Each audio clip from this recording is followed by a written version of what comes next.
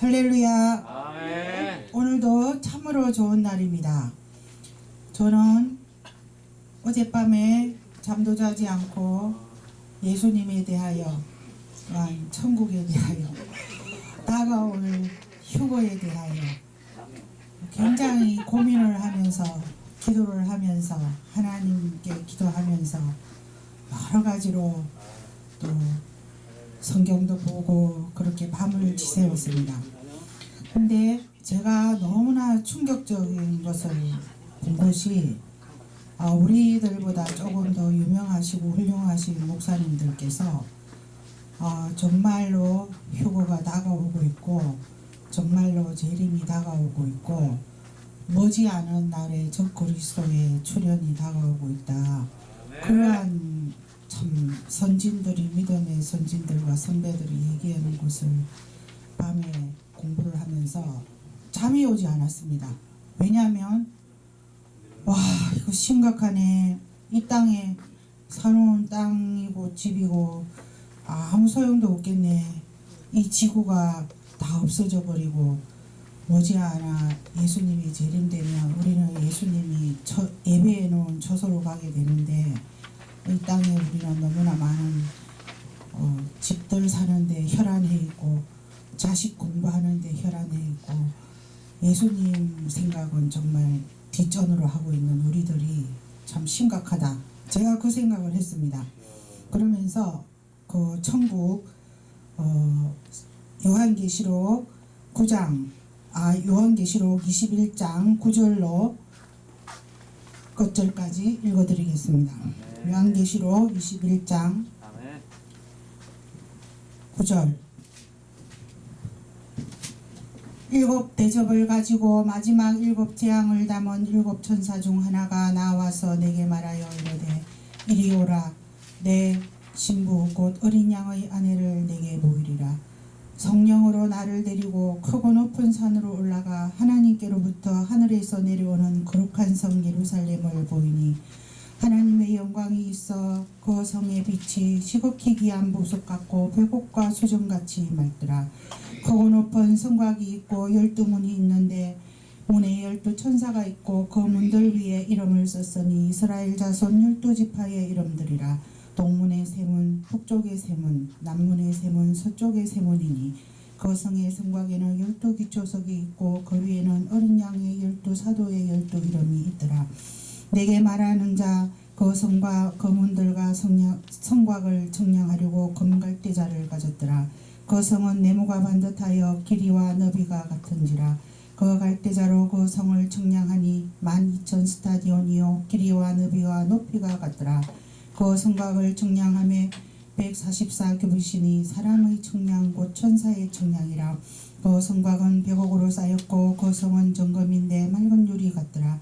그 성의 성곽의 기초석은 각색 보석으로 꾸몄는데, 첫째 기초석은 벽옥이요, 둘째는 남보석이요, 셋째는 옥수요, 넷째는 녹보석이요, 다섯째는 홍마노요, 여섯째는 홍보석이요, 일곱째는 황옥이요, 여덟째는 노옥이요, 아홉째는 당황옥이요, 열째는 비치옥이요, 열한째는 청옥이요, 열두째는 자수정이라. 이 12문은 12진주니 각 문마다 한 개의 진주로 되어 있고 성의 길은 맑은 유리 같은 정금이더라.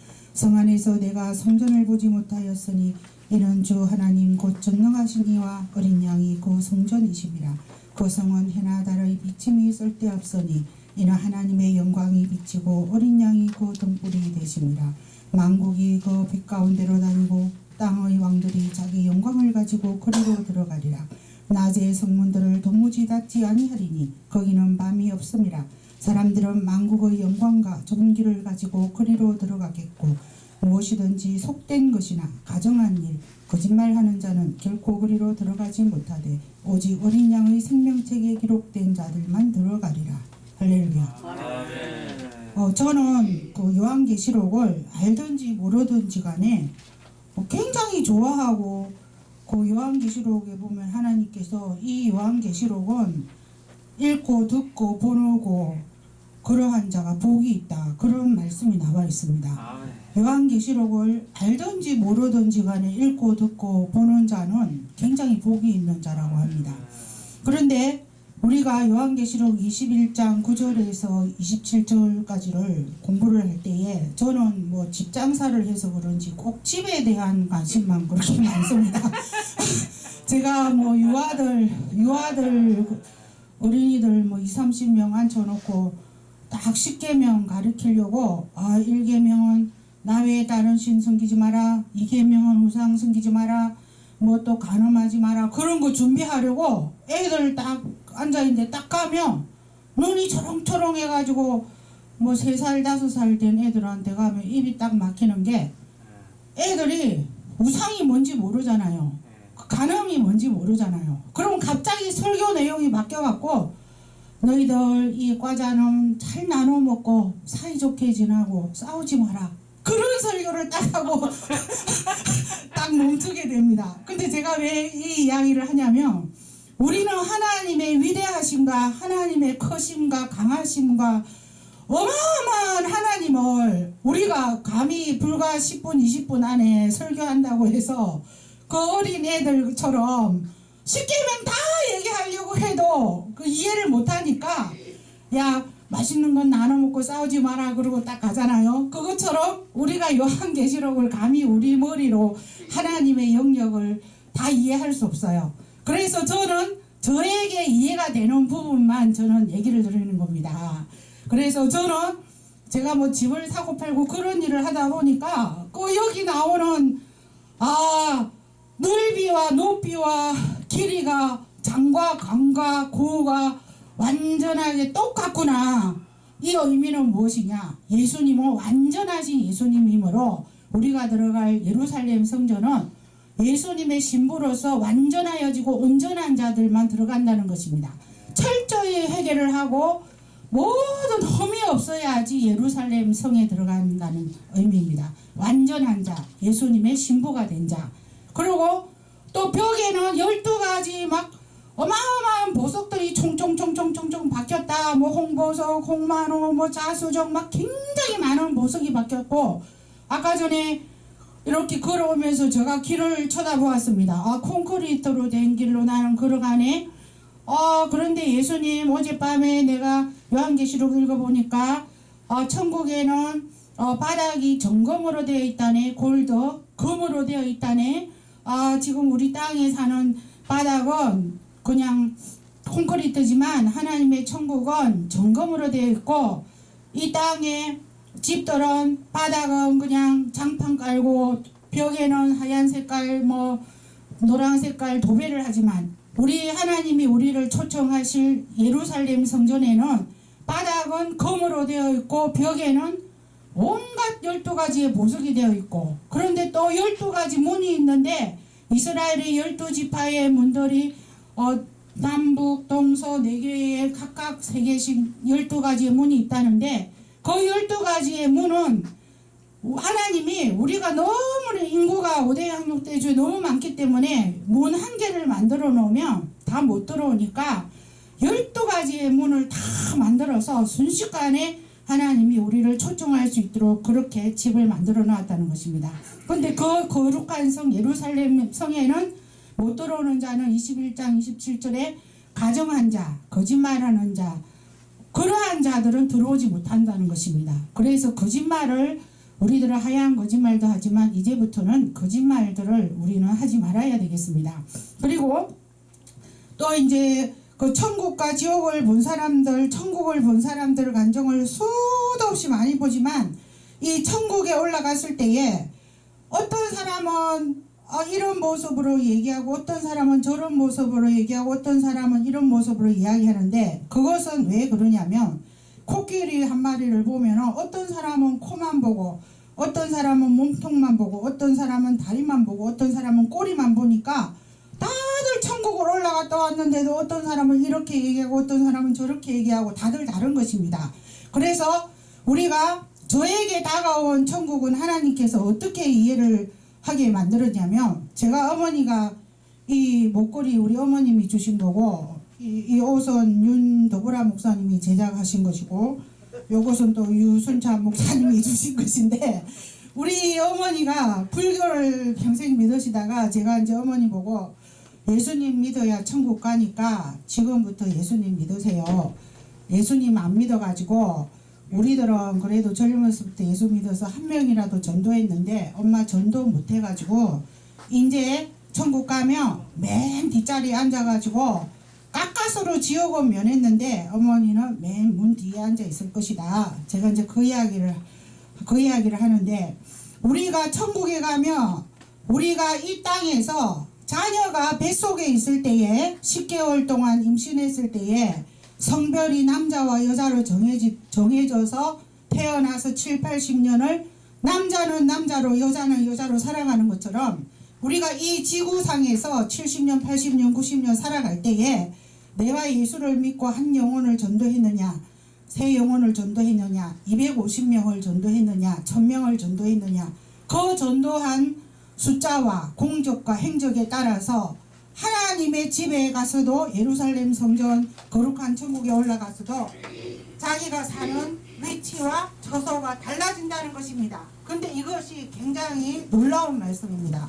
그래서 우리 어머니가 엄마는 이제 마지막 인생에 그냥 믿고 돌아가셔야지 이제 뭐 지금 와서 전도하기 힘들고 팔순이 훨씬 넘었으니까 그러면 나 천국에 갔을 때에 조금 좋은 자리 진짜 가려면 어떻게 해야 되냐 날 보고 물어보더라고. 그래서 엄마는 천국 가면 천국에 아파트도 못 사고 그래 지금이라도 아파트 한 채 살려면 어떻게 되냐 천국에. 그래서 제가 전도를 해야 된다. 전도하지 않으면 엄마는 천국에 빌라도 못 들어가고 그러니까 이제부터 전도해서 천국에 아파트를 하나 사도록 해라. 이제 그렇게 전도 한번 했습니다.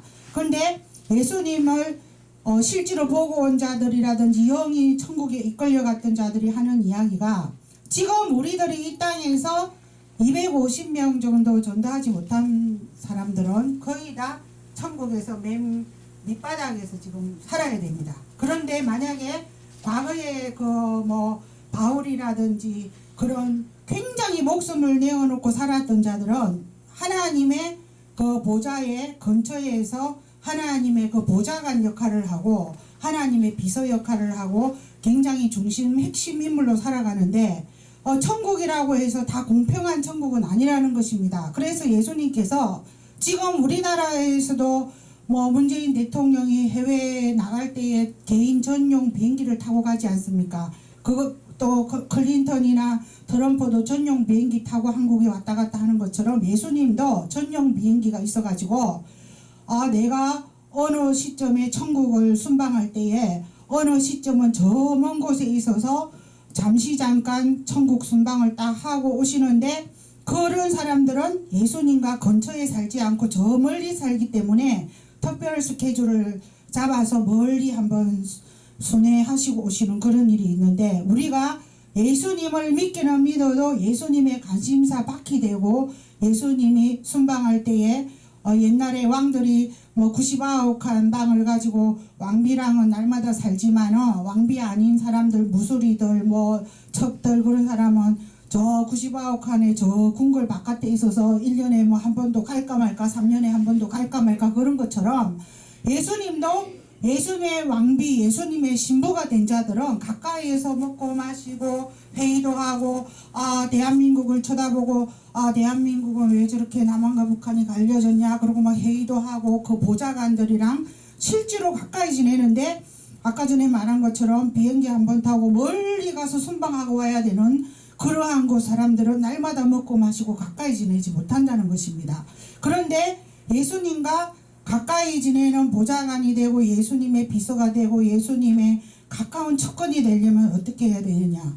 예수님께서 사도행전 1장 8절처럼 너희는 유다와 사마리아 땅끝까지 내 증인이 되라. 증인이 되어서 너희가 나를 위하여 수고하고 헌신한 것이 많을수록 나의 척근과 나의 보좌관이 될 수 있다. 그러한 그 내용이 있습니다. 그런데 저도 저 자신을 생각해보면 이생의 자랑과 육신의 정욕과 안목의 정욕 때문에 정말 전도하기 너무 힘들고 하나님 일 하다가 교회에서 5개월도 되지 않아서 주방에서 불 나가지고 제가 온 성전이 그냥 연기로 캄캄하게 그냥 덮였는데 아무도 나를 도와주는 사람도 없고 특히 뭐 우리 친정엄마 언니들도 다 절에 다니고 또 옆집 아줌마도 아무도 안 도와주고 혼자서 그냥 교회 청소하고 막 이러다가 갑자기 주방에서 불이 막 나오고 그러니까 막 연기가 새카맣게 타는 데서 제가 그 불 진압을 한다고 굉장히 어려웠었습니다.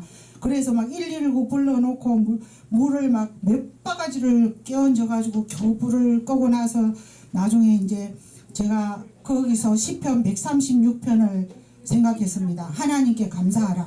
언제든지 하나님께 감사하라. 하나님, 이 성전이 불난 것도 감사합니다. 하나님, 어찌하여 이렇게 불이 나게 해주셨습니까? 그러면서 제가 정말로 시편 136편을 생각하면서 하나님, 이 어둠의 칠흑과 같은 곳이 무덤이군요. 하나님, 어떻게 교회가 부흥되기도 전에 이렇게 불이 나게 하셨습니까? 그러나 범사에 감사를 하셨으니 감사합니다. 그리고 저는 감사의 기도를 드렸습니다.